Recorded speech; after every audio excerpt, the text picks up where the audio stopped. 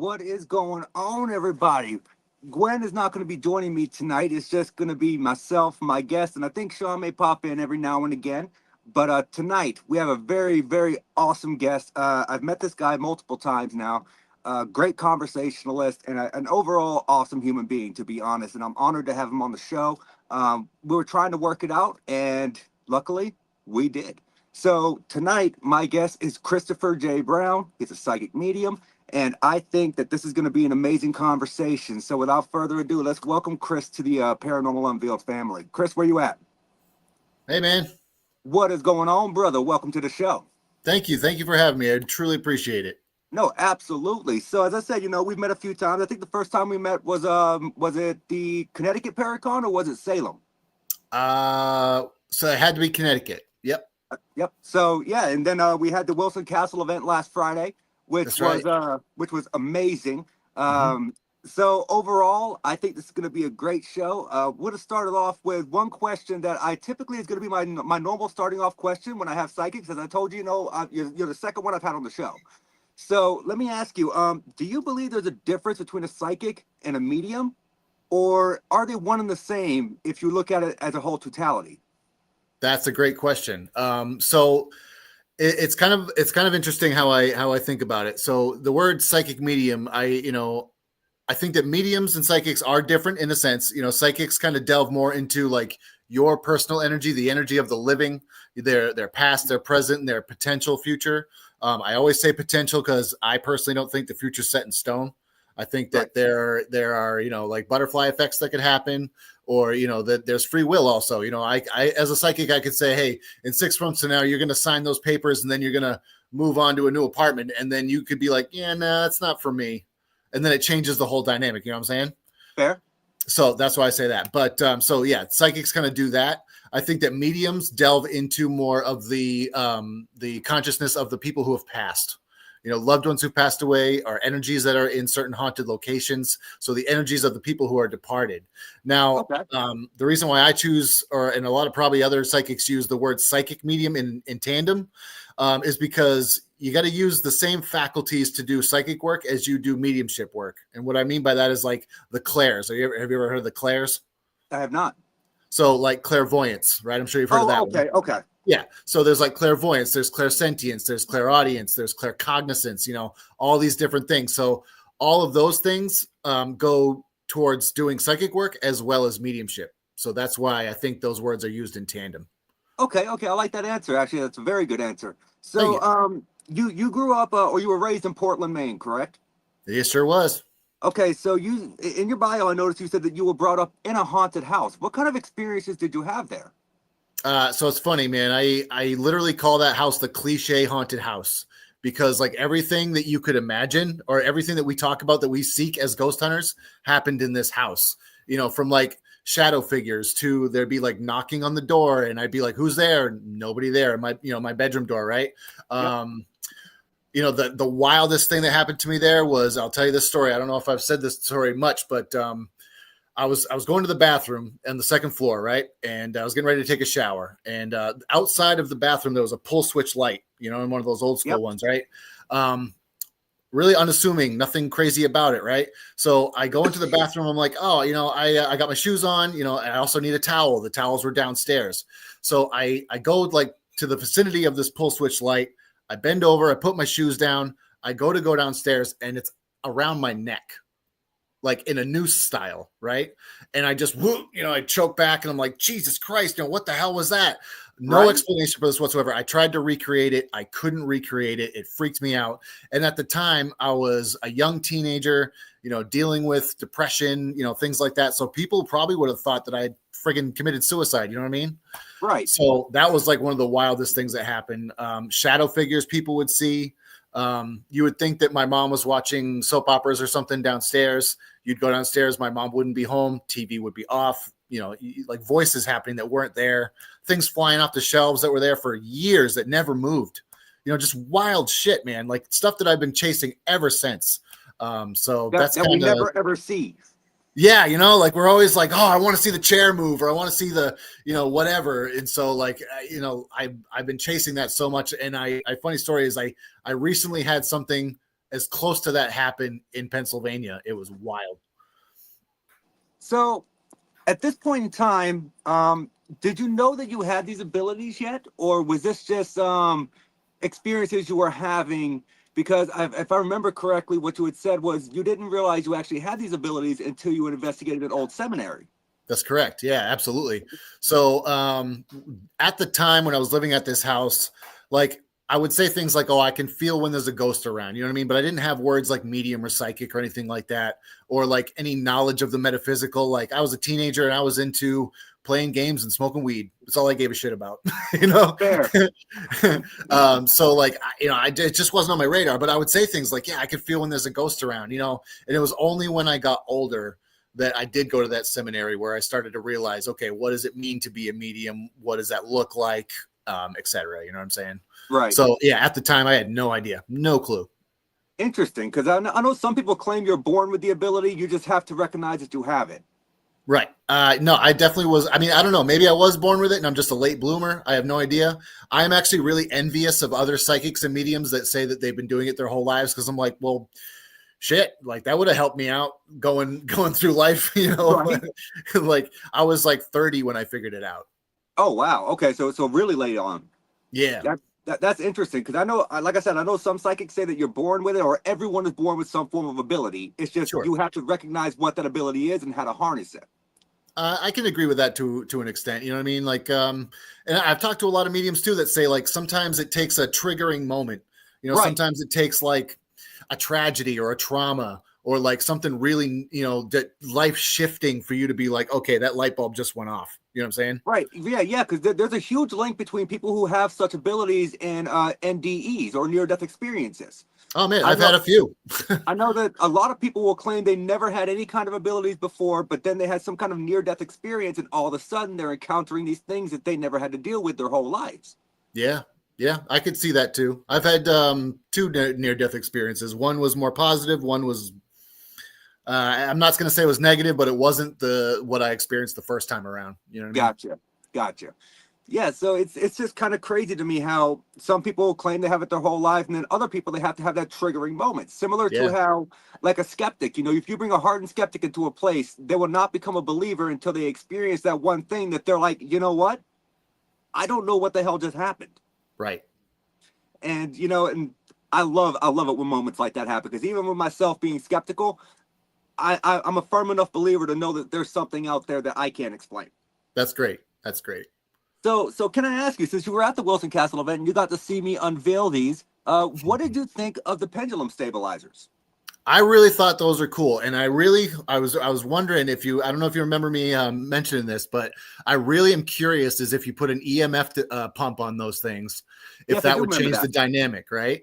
I thought it was a super cool idea. I really like where you're going with that. I really like taking the human element out of it.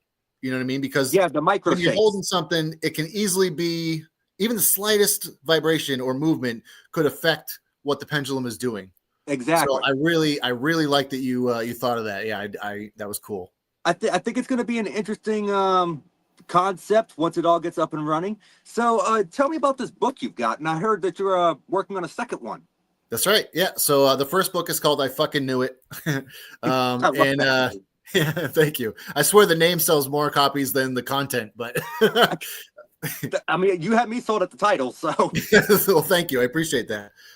So that one kind of just, it talks about how I kind of got into the paranormal, how I discovered my abilities as a medium. And then there's a little bit of motivational stories that I had written when I was becoming a spiritualist minister. So that was part of like my training, was I had to write 3 or 4 inspirational speeches or inspirational talks based on real life, you know? And so that's what I did. Those are in the book as well. And there's somewhat of a channeled text towards the end that I feel like was more automatic writing, which I don't always do. And I haven't done it since. I just felt compelled to do it at that particular moment. So that's what the first one's kind of mostly about. My second book, which I haven't released yet, which I'm really trying to soon. I'm just trying to figure out the logistics, for lack of a better word. That one kind of digs more into like my mental health and my history with drug addiction and things like that, and how that might have affected why I became more into drugs and alcohol, like to kind of drown out what was going on in my mind. And also like with the mental health stuff, like I'll tell you a little briefly about it. Like there was a time when they said that I was like, crazy, right? Because I heard voices in my head and I didn't know what they were. And the doctor said I had something called schizoaffective disorder, which basically means you're hallucinating voices. Right. The difference with mine, though, was that I didn't have, like, it wasn't negative. It wasn't like you need to kill yourself or blah, blah, blah, all these horrible things that people go through. It was just murmurs, just unintelligible murmurs that I couldn't quite figure out. Funny enough, when I started looking into and becoming a medium and training myself to do this work, they stopped. Cold turkey, just done. And so I feel like truly that it wasn't that I was crazy. It was that I just was an untrained medium. And that's the name of the book. The new book is The Untrained Medium. And I'm in hopes that it helps others who might be going through that same thing realize, hey, maybe you're not crazy. Maybe you're just experiencing mediumship on a level that you don't understand. So if it can help people in that way, then mission accomplished. And I hope I'm able to do that. Right, and it sounds like the concept of the book is absolutely awesome. I mean, I'm definitely down to read it. I didn't grow up, having the addiction to drugs, but I grew up in a drug addicted household. I understand. So I was constantly around stuff like that. So I understand the depression. I understand, a bunch of other stuff. And so I mean, I'd be interested in checking it out, even if I don't personally have abilities, which Morgan swears that I do. But that remains to be seen. But well, here's the thing. I think we all do, whether we want to embrace them or not. I think it's our God-given right. Yeah. I feel like if I do have any kind of abilities, it would probably be something precognitive, because I do have a habit of sometimes when I dream, a few weeks later, what I dreamed actually does come to pass. So, I mean, I wouldn't have any idea how to harness it though. Yeah, it's one of those things, but it's the fact that you recognize that is huge. So I'm really intrigued about this book. So can I ask you, during your time and travels of doing these paranormal excursions, I know that you go to a lot of para fairs and paracons and stuff. Yep. When you were first asked to do a speaking event at one of these, right? How nervous were you? Oh man, so I'm not gonna lie, dude. Every single time I do a gallery reading, every single time I talk in front of a crowd, I'm borderline shitting my pants.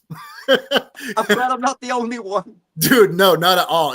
I am terrified. I'm absolutely scared out of my wits. And I hope to the universe that it works out and that I don't sound like an idiot. But yeah, man, I get scared every time, never, without failure. People are like, you've been doing this for 8 years now. Why are you still nervous? I'm like, I don't know, man. It just scares the daylights out of me. I think it's the being up in front of other people factor. For sure. Because like for me, I will chain smoke 4 cigarettes before I go up on a speaking event. Because I'm just sitting there, I'm like, I know it's about that time.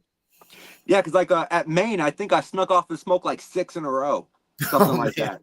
And I mean, but I don't know what I was nervous for, because I knew it was going to go well. It always does. But it's one of those things. It's just the natural human. You're getting up in front of these people. You don't know what kind of questions they're going to ask when you open it up for questions. You don't know what kind of comments you're going to get. Right. And some of the questions that I've heard are just so off the wall that you're like, that's a damn good question. I'm not sure how to answer this, but you got to come up with something. Yeah. And absolutely. But it's fun though, man. I love those networking events. We get to go out. You get to meet awesome people. I got to meet you, which I knew you previously through Adam. Yes. So, but yeah, I mean, going out, and doing these events, it's really fun. And people who don't attend these events, they miss out. I understand if you can't make the drive or whatever, but if you're in the area, I mean, just stopping in and checking it out could change your whole perspective on things. Agreed, 100%, man. Agreed. And I feel like so many people miss out on that opportunity because they're just like, well, it's a paranormal thing. I'm not into that. I mean, you don't have to be into it. There's a lot of people there selling all kinds of different stuff. Absolutely. I mean, and just the conversations you can have. Yeah.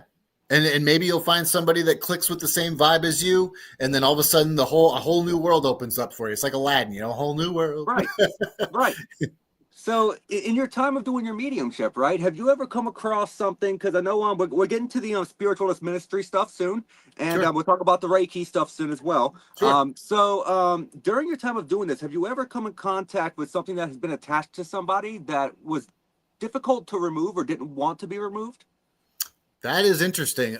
So not really. I can't say that I have. I've come across people that ask me if they have attachments, and honestly, that's not my strength. Like, I really don't.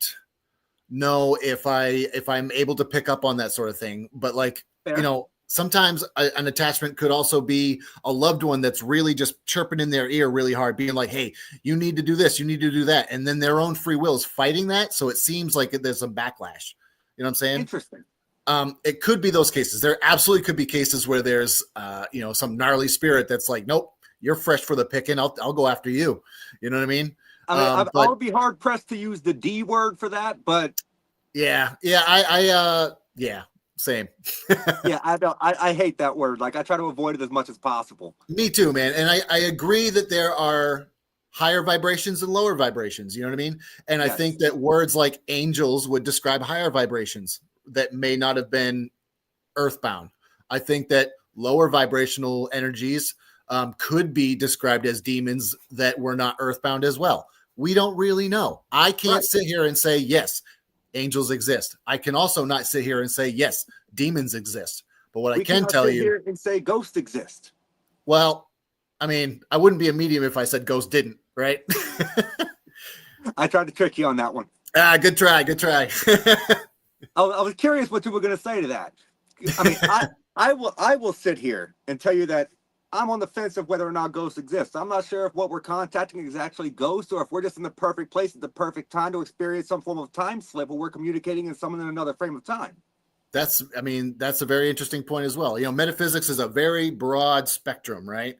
So it could be a lot of a variance of different things. I mean, I believe that there are definitely ghosts and spirits around because of the validation that I get sometimes when I'm connecting with them. And that's what really drives it home for me is that validation sake, right? When I'm doing a reading for somebody or when I'm at a haunted location and I say, oh, it feels like there's a woman named Anne here and she died at 29 because she hung herself. And someone's like, yeah, actually there was an Anne here and she did hang herself at 29. So that to me says things like, okay, there's got to be some sort of something going on. What's up, Thomas? What's that? Oh, I said, what's up to Thomas? Thomas Gormley just popped in. What's going on, brother? So gotta ask you this one too, because I know a lot of people, they claim to, after they go out and they investigate these places for 8-9 hours, they claim they have what's called the paranormal hangover, right? After you do these events and you do all these different readings for people and such, do you feel that energy drain similar to what people would feel with a paranormal hangover? Oh man, 100%. After like a full day of readings or after a gallery reading, I'm pooped. I'm so tired. And it drains me fully. And I've actually talked to other mediums about this and been like, hey, is this common? Is this normal? And I've gotten mixed comments. One person said, yeah, totally. You are using your energy and expending that, and that will absolutely drain you. Other mediums say no, because the energy that you get when you're connecting with loved ones is that of positivity and love and light, right? So why would that be a drain or a hindrance on you? Yeah. True. Me personally, I connect with loved ones and people that and that can validate. Like, that's my job. That's my thing. It's what I do. But it still drains the fuck right out of me, dude. I'm just so spent. I'm so tired. Interesting. Because that's kind of like the consensus that I've heard about. It's almost like a 25% say they don't experience that, and the other 75% say that they do. Right. So, I envy that 25% for sure. Right? Yeah. So, out of all the locations that you've visited throughout your time of doing this, has there ever been a spot that you've been to that was like your overall favorite location you've ever visited? Oh man, what a good question. Well, yeah, I can say probably Fort Knox in Maine. I am so drawn to that place. I'm also, not been there yet. Dude, it's like it calls to you. It's so weird. It's like, I remember when I first went there and I was doing a paranormal investigation. I was just talking to the team and I was like, hey, it's 207 Paranormal that has that's like their kind of haunt. That's their location. They go there all the time and they do events there. I'm a part of that team, but when I wasn't, I said, hey, do you have room for a medium on your team? And they were a room full of skeptics. They were like, nah, I don't know, man. And then they saw me do a gallery reading and they were like, dude, yeah, we got to get you here. We got to get you at the fort. Nice. And so I became a member of the team. I love those guys. They are great. But yeah, Fort Knox, they just called to me. Like, there's a beauty about it. There's just something about it that just draws you in. So I'd have to go with that. I've been drawn to that place ever since I saw pictures of it the first time. When I first moved up here to New Hampshire, I started compiling. You remember me telling you I knocked Wilson off my bucket list last Friday? Yes. Yeah. And I have a whole bucket list of places up here in the Northeast, like Fort Independence, and other places like that I've just not had a chance to see yet. Fort Yep. Knox, I think, was number 4 on that list, and I knew about that place because there was actually a paranormal TV show that filmed there once or twice, Yeah.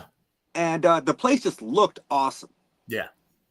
It's And super cool, man. All the corridors are like dark and spooky, and there's hidden places that you didn't even know existed. Like there's these catacombs that we just found like 2 years ago, and there's big open like cathedral style floors underneath the whole thing that you would never know existed because they're hidden behind some boarded off window that you literally have to use a makeshift bridge to get across and go into, and then you have to crawl through a hole like this big and just sliver down inside, and then it opens up. It's wild. You know what's weird? That seems to be a common thing in these older style forts. So when I lived in Alabama, I went down to St. Augustine, Florida, and I investigated the Castillo de San Marcos. Killer. And that's awesome.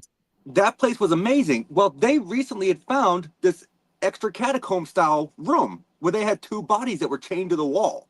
Oh shit. And the hole to get into it was like 3.5 feet by 3.5 feet. You had to get on your hands and knees and stomach and kind of wrestle through it. But yeah, I don't know why that's such a common thing in places like that. I don't know. Maybe it was the sign of the times, or maybe it was just something that they had to. I don't know. Maybe it's part of the architecture. The design of the whole buildings. I'm not sure, because like I've been to St. Augustine. That place is beautiful. Not to investigate, but just through there. I toured with a band years ago, and I was we ended up in St. Augustine. But yeah. Well, I hope you at least got to see the lighthouse. I did. I got to see that. That was cool. The lighthouse is amazing. The old jail there was cool. I think the Madame Tussauds Wax Museum is closed now. Okay. I don't believe it's open anymore. And they have the Ripley's Believe It or Not Museum, which is always fun to go visit. That is I always love going there. I went to one in Arizona, and it was cool. Oh, they're so interesting, the stuff that they have in there. Yeah. The one in St. Augustine has this pictures, almost like a full-size painting style. It's made of red and black licorice, and it's a picture of Freddy Krueger. That's cool. It looks so realistic. When I first saw it, I was like, that's an awesome painting. And I walked over like, wait a minute, it's made of licorice? Yeah, what the hell? It's so cool, though. It's so awesome to see. So that's far out. And out of these places that you've been, have you ever had one of those moments that just kind of like made you jump out of your skin a little bit? Like, that, oh, I just about shit my pants moment. Yep. So I can think of 2 right off the bat. One was at the Conjuring House in Rhode Island. I was there one time. Have you ever been there, the Conjuring House? I have not yet. All right, fair enough. But there's multiple floors. So you go up to the second floor, and there's this tiny little staircase right by the kitchen. You go up, and it leads up to the bedrooms, right? I was at the top of the staircase, and I stopped at the top. Everybody else was downstairs. They were still kind of doing the orientation and things like that. I was just kind of walking around, getting a feel for the place. I ended up going Facebook Live, and in the middle of it, I was like, "Hey, everybody! I'm at the Conjuring House," and all of a sudden, boom! Like something just like kicked my leg out from under me, and I hit every fucking stair on the way down. Boom, boom, boom, boom, boom, boom, boom, boom. And yeah, it was bad. I was like, and at the bottom, everyone's like, "Are you okay? Are you okay?" I'm just like, I think so. Oh God. Ask me in 10 minutes. Yeah. Let me catch my breath, and then I'll let you know if I'm okay or not. Oh, that sucks. Yeah, dude, it was awful. And like I said, something pushed me. It's the best way I can describe it. Something kicked my leg out or pushed me or something, because I was just standing there, and I was perfectly still, just getting ready to go Facebook Live, and boom. That's crazy. So that jumped me out of my skin pretty good. That freaked me out. And then the second time was at Penhurst Asylum. Another place I've not had to. Oh man. So boy, I hope you can get in there before things change. I've heard some things, but I've heard things. Fingers crossed that they keep it going. But I was standing in a hallway again. It's always by myself. I don't know why things happen to me by myself. Like it's always when it's like I'm the most terrified, right? But I was standing in this hallway, and I was looking down, and I was looking at these different rooms. And all of a sudden I just hear boom, boom, boom, boom, boom, boom, like someone walking and then running towards me. I couldn't see anything, but I heard it. And I was just like, whoa, holy shit. Okay. All right. I'll back off. And I get goosebumps just thinking about that. That was terrifying. I was so scared. Yeah. That feeling of something running up on you. It's almost like instant goosebumps. The hair stands up, and you can feel it. And even if it doesn't mean you harm, you feel like it means you harm. Yeah, I was scared, man. That freaked me out. I had that. I had something similar like that to happen to me at Sloss Furnaces in Birmingham, Alabama, and at a long corridor, and I physically heard the footsteps running up. Yeah, and I saw nothing, and I'm like, I don't know what's going on here, but I don't like it. Yeah. But Yeah, that's never fun. So Thomas said, Chris, heard you were doing a big gallery event with Patty in Connecticut this month. That's absolutely right. On the 21st, I am doing a gallery event with Patty Griffin. She is an amazing medium. And it's funny, we met in Connecticut at the Paracon there. Thank you, Nice. Thomas and Charles, for hosting that one. Oh, that was Much so fun. That was appreciated. so fun. That was a blast. And so I met Patty there, and she doesn't usually work with other mediums. And she just goes to me, she says, I really feel like we need to work together. So I was like, well, let's do it. And so we are doing that on the October 21st in Connecticut. Tickets are on my personal Facebook page. I believe Thomas shared it as well. So definitely hope that people can grab tickets and come to that event. It's going to be really fun. I have to go and check out your page so I can share that out for you as well. I mean, I personally, Thank you, I brother. avoid Connecticut as much as possible. Fuck Hartford.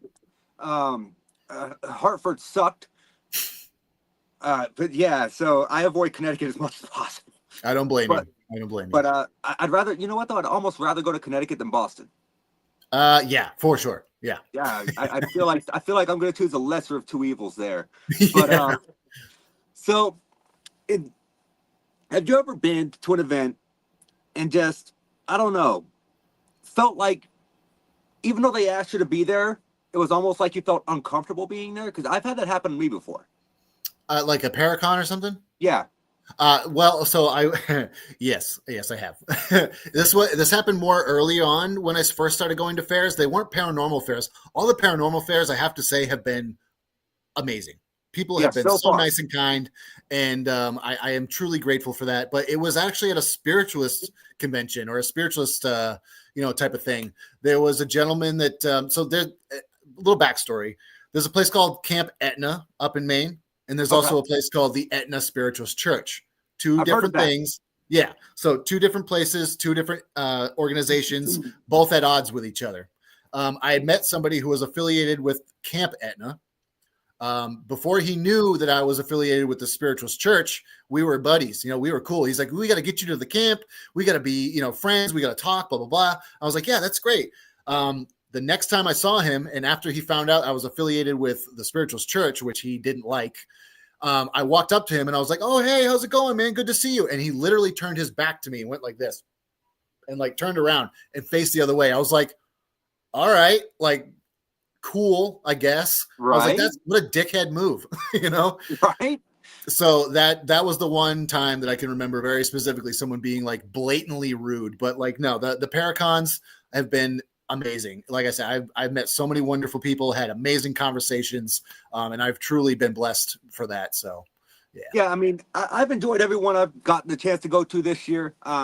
My con season ends in Salem this year. I don't take anything during the winter because I don't like the snow. So yeah, you and me both. even if there's anything going on in the winter, I will probably decline it because I don't do the snow. Fair enough. So yeah, let's get on to that. Since you were talking about the spiritualist church, right? You're a spiritualist. You're a spiritual minister, correct? That's correct. Yep. So what exactly is that, and what do you do with that? So I'll tell you, I'm not the greatest spiritualist minister anymore because I don't do church services. I don't really. I believe in the principles of spiritualism, right? I believe that that they embrace and they definitely endorse mediumship, which I love. They embrace love, they embrace light. They do work with angels, things like this.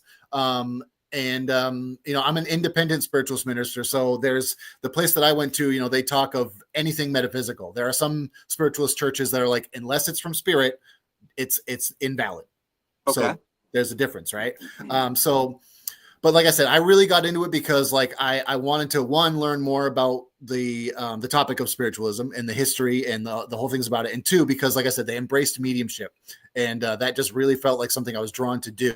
Now, the reason why I say I'm not the greatest spiritualist minister anymore is because, like I said, I don't go to the churches. I don't do services anymore. I personally think if you're going to have a connection with a higher power or God, whatever you want to call it, the universe, go and sit on the edge of a beach and meditate, or go out into the woods and just chill by yourself. You know what I mean? Or, be connected in that way. I agree with that because back when I was a Baptist, I never really ever went to church. I mean, I'm a occultist now. Technically, I'm a Wiccan, but sure, I never believed in having to go to church because I felt like for me, the relationship is what mattered, not the amount of time spent in the building. 100%, 100%. Absolutely. It's your individual relationship with a higher power, the universe, whatever you want to call it. It has nothing to do with anybody else's opinion or what they feel on the matter. It's what you feel inside that matters, in my opinion. I agree with that 100%. And also, you're a Reiki master teacher, correct? That's correct. So, my girlfriend does Reiki. She's tried to explain it to me many times. I get the overall concept. Sure. But it still confuses me from time to time because, I don't partake in it. I'm not exactly sure exactly what it is. So for anyone out there that's watching the show right now that has no idea what Reiki is or how it works, could you explain that for us? Sure. So my understanding of Reiki is the knowledge and the ability to heal and work with the chakra system, right?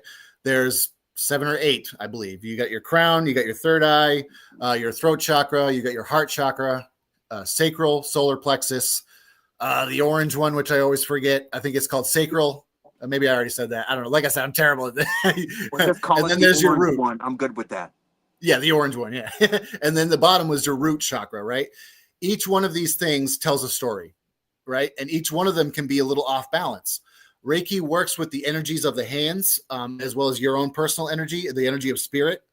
So it allows for healing to happen throughout those chakras, right? Okay. Say it's emotional healing that you need in your heart chakra. Somebody could place their hands over there, feel that there's an imbalance, and then use the universe and their own energy to heal those things and get those chakras back on track, right? Get them moving in a proper direction. So does that make sense? Like healing through energy movement. Absolutely. Absolutely. Yep. And there's also, so like when I was first learning Reiki, I found it really interesting because,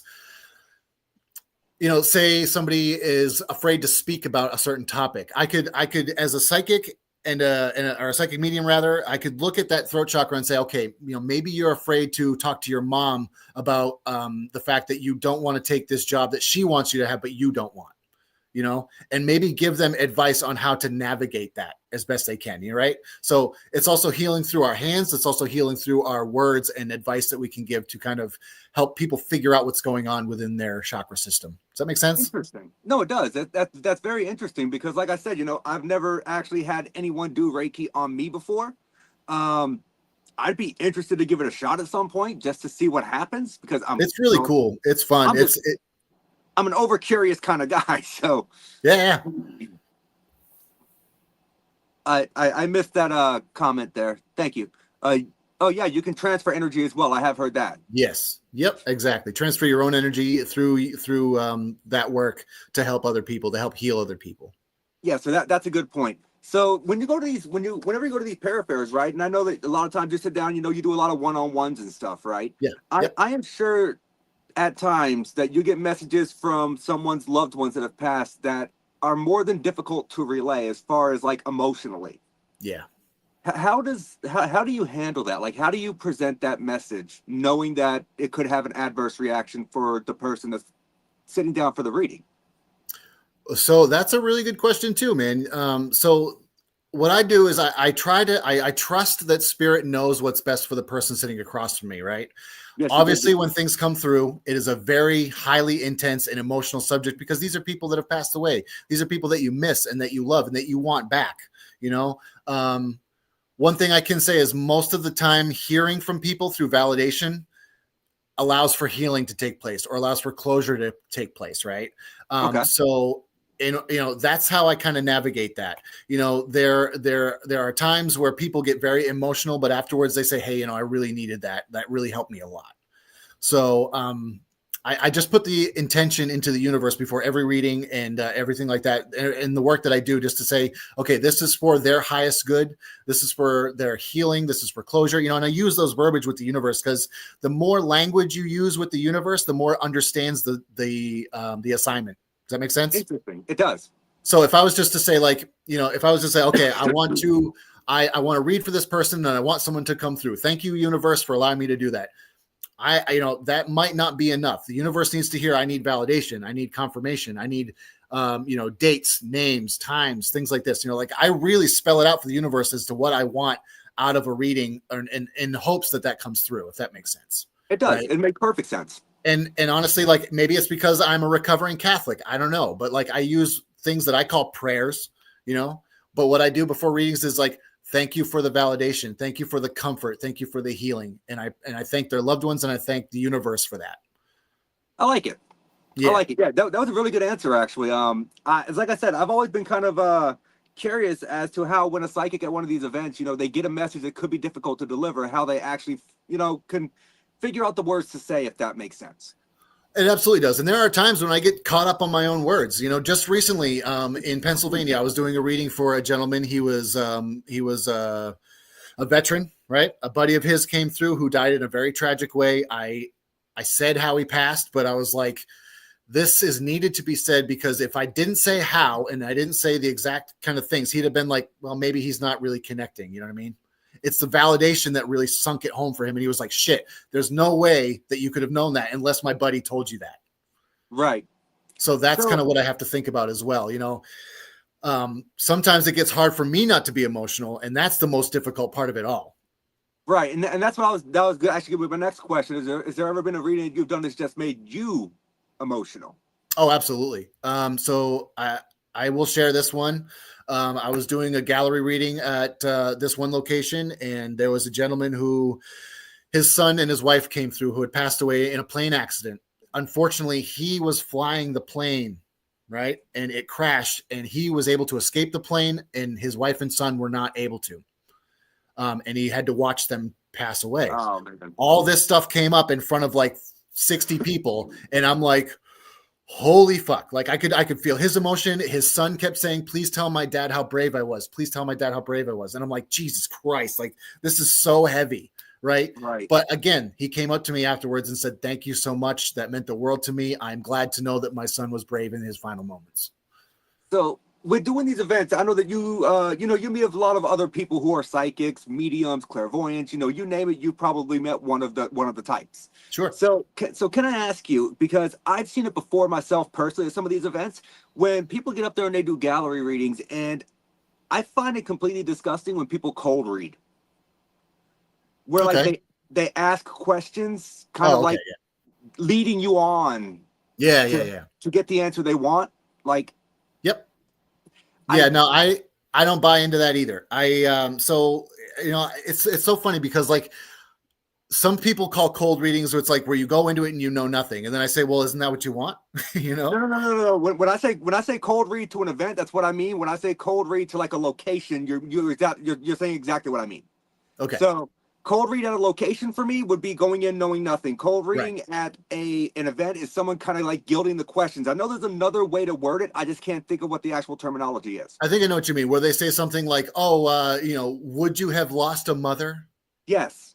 And then they're like, oh, well, no, I didn't. Well, then it must be a grandmother, that type of thing, right? Yes.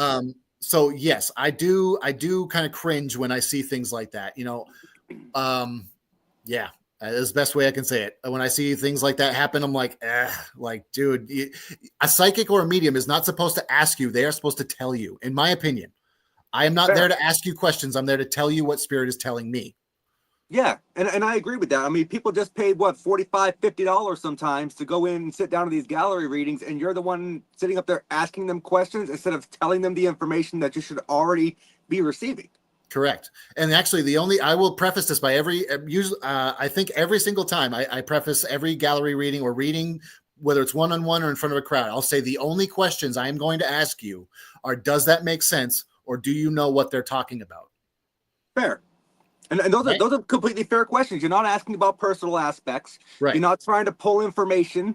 You're not, sitting there asking misleading questions to someone who may not realize that they're giving you an answer or giving that person an answer to a question that they want to relay a message from. If 100%. That makes sense.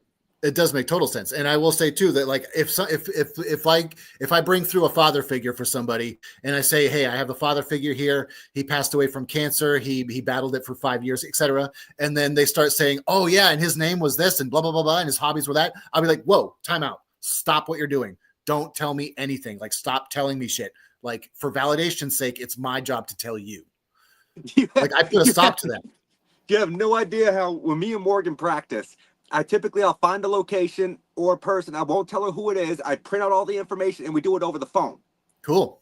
And sometimes what will happen is I find myself slipping up and I start giving information and she's like, no, stop, stop. Yeah, I yeah, don't want to hear that. yeah, 100%, man.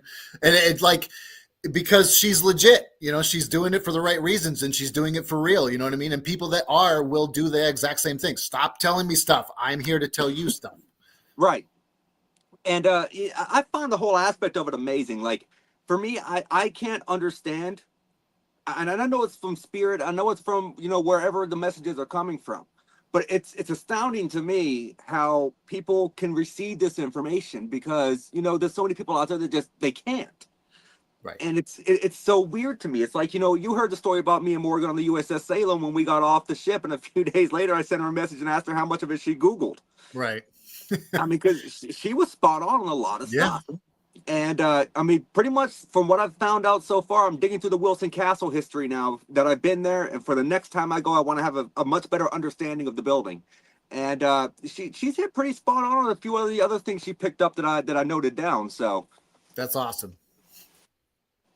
So I do the same thing. I do not like yep. So Ashley Merrill said I do the same thing. I do not like information about places when I'm investigating. Yes. Yep. Or reading, I think she said. But yep.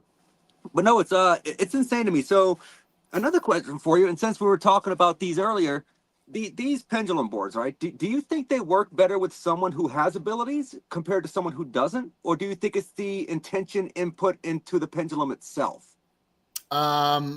I think it's the intention put into it. Like I said, I think that we all have the ability to connect on a spiritual level and on an energetic level. I think that like whether you embrace it or it is in you. It is in there, right? Like I said, it's our God-given right, in my opinion. Like you have abilities that you may not know about. You know what I mean? You could be a medium, you could be a psychic. It's how far do you want to delve into it, right?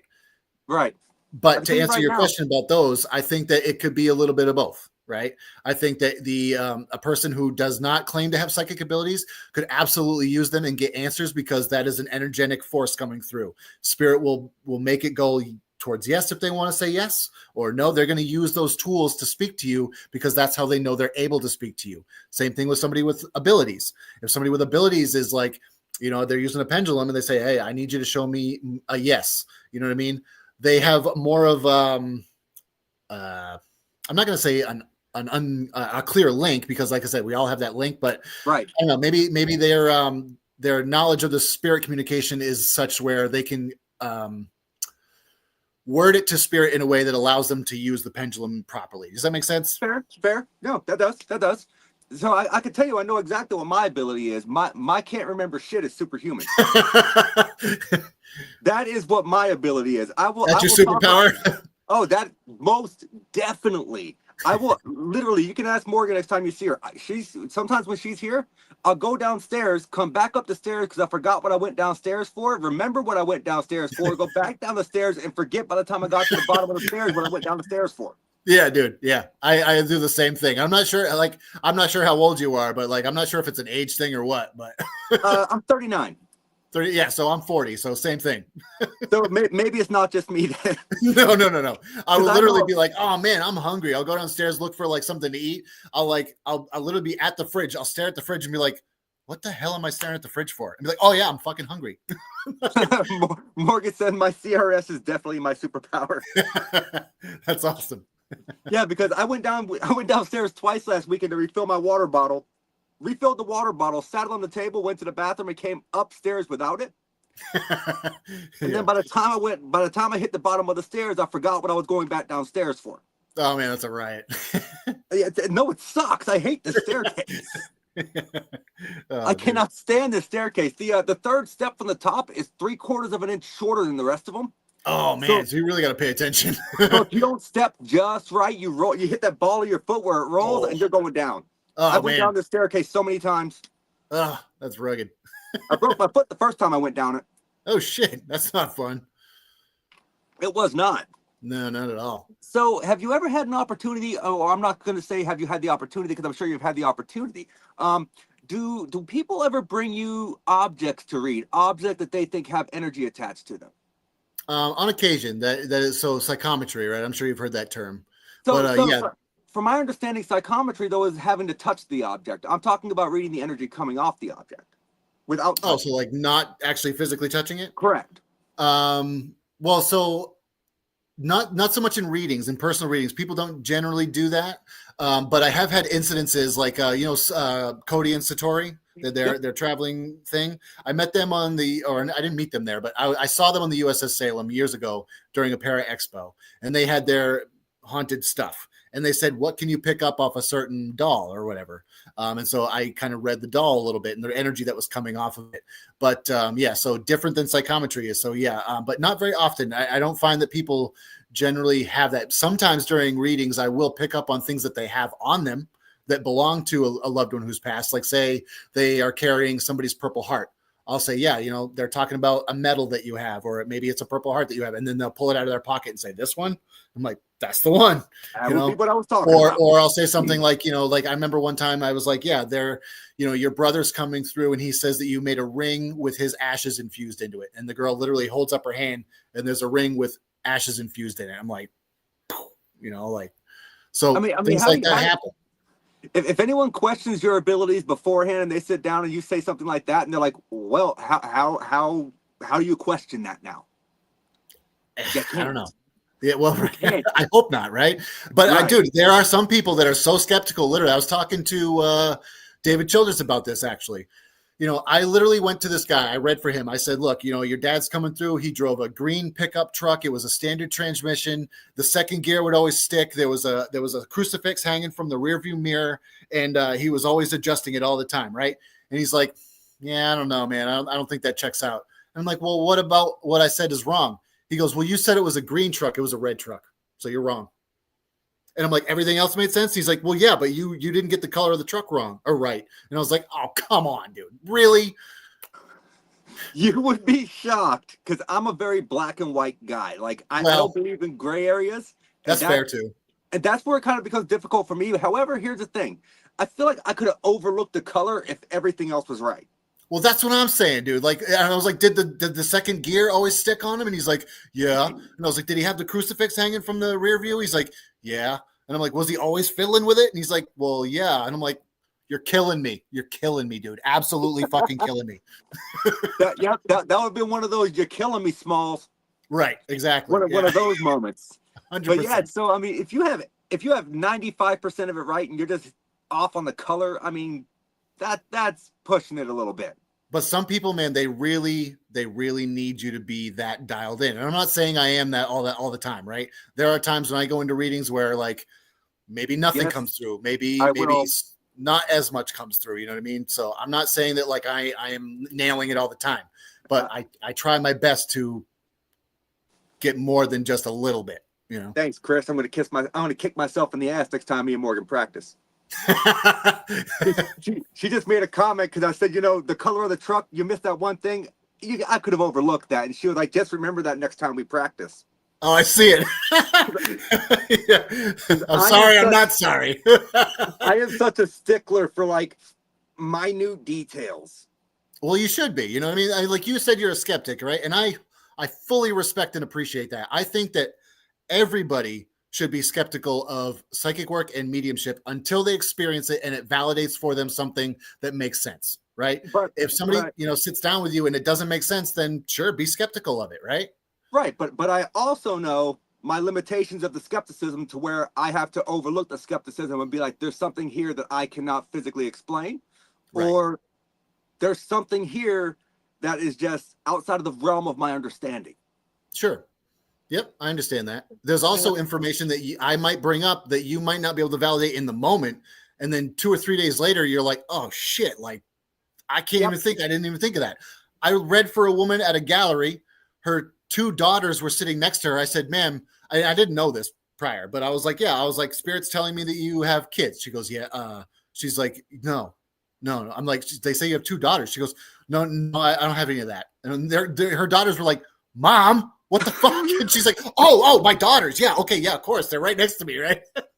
So yeah, I call it psychic amnesia. Like people just get so wrapped up in the moment. They forget these little details, Interesting. I didn't even know that was a thing. Oh, absolutely. Absolutely. Like I said, I call it psychic amnesia. Like I said, they get so wrapped into the emotion or the heat of the moment where they forget these minute details. Or like, so for example, I said to somebody, okay, your husband's coming through. He says you spent some time in New York, right? And she goes, well, it was just a day. And I'm like, that is some time. That's some time. Right. So you have people that do that too. So mediumship is a hard thing, man, especially when the other person does things like that. Right. And I mean, even if you're just driving through a state, that's still some time that you were there. Yeah, stuff like that is really interesting. Well, if she had said we only drove through, I'd say, well, maybe that's not it. But I was like, they actually spent the night there. And I was like, well, that counts for me, Yeah, that should definitely count. Yeah, that's what I'm saying. So along with feeling these energies, right? Do you ever, on occasion, are you able to see spirit as well, or no? On occasion, I can. So, like we talked about the clairs earlier, right? Yep. When I was doing my like coming up in all this and learning more about the clairs and learning more about how to train myself as a medium, one of the things I was taught was to blend them together, right? So sometimes I can feel what I'm seeing, or sometimes I can smell what I know. Or sometimes I can see what someone is telling me. Does that make sense? Like someone says apple, yes, and I can see an apple in my mind, or like someone says tennis elbow and I'm like, my arm starts to hurt, So I kind of blend them together a little bit. Does that answer your question? It does. And you speaking of your arm hurting, it's almost like in a way, and I don't know why this made this click in my head. I told you I go off on pig trails sometimes. I call them pig trail. But like how twins have that kind of like energy connection where if one of them gets hurt, the other one, even if they're 100 miles away, can sometimes physically feel it or know that something is wrong. Yeah, 100%. It's funny. You ever seen the movie The Corsican Brothers with Cheech and Chong? It was an old movie. I cannot say I have. It talks about that same issue. So one of them feels each other's pain, and they actually get into a fight where they're beating each other up, and they're like, "Ow, ow!" But yeah, check it out. It's called The Corsican Brothers. It's hilarious. I'd be interested to see that. I mean, I was a huge fan of Cheech and Chong. I wasn't even a smoker, and I like Cheech and Chong. It's just a funny movie. Yeah, dude, and it's those guys. It's funny. That is awesome. So whenever you go into these locations, right? Do you have I guess you would call it, and I think we discussed this at Wilson, but I feel like it's important to discuss, okay? Sure. You have a protection style thing that you do for yourself personally before you go into these locations and start doing these readings, right? 100%. Yep. So I have some physical objects that I carry with me. Like, I don't know if you saw, I was wearing a stone bracelet. It's got hematite and tiger's eye on it. I made it myself with the intention of protecting myself from both psychic energy and negative energy. So if a spirit wants to do like a psychic kind of attack or whatever, or some kind of thing like that, I'm protected in that fashion. And the hematite also protects me from negative entities as well. Right. We talked about twins. I was born a triplet. Unfortunately, my two brothers passed in utero. So I work with them on a spiritual level and just say, hey, from the other side, please protect me from anything that I can't protect from myself. You know what I mean? Any spiritual energy that is coming at me that means me harm, please protect me from that. I call on my loved ones, and that sort of thing. So I do that before I go into things like that. I mean, I think that's a very important aspect that a lot of people, they overlook when they go and do stuff like this, because they're not protecting themselves spiritually and sometimes not even physically, because they're going into these abandoned locations. You don't know if there's a homeless dude on crack in there.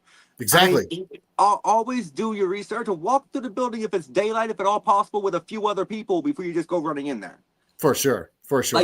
Like for me, I typically will ground and center before and after.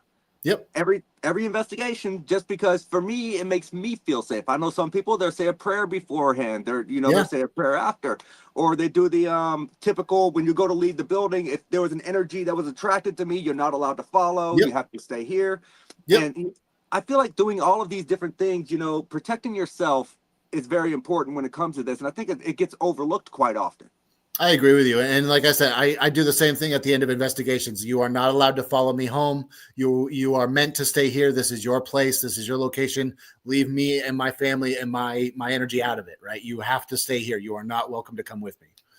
So that's part of it as well. But I think, like you said, I think more of that needs to be set in place, and that would also eliminate a lot of people's feelings of like getting drained or getting attachments and things like this. Agreed.